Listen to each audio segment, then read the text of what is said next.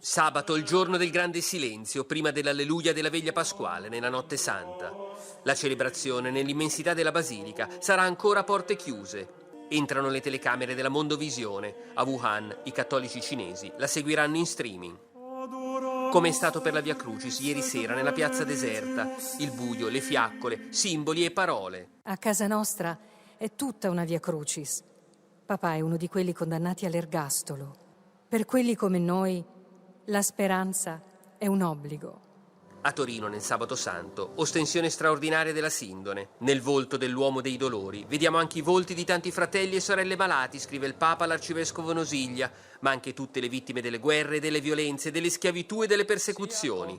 Non dimentica i migranti, scrive a Luca Casarini della piattaforma mediterranea per il salvataggio dei migranti in mare. Grazie per tutto quello che fate, dice Francesco. Sono a disposizione per dare una mano, sempre. Contate su di me.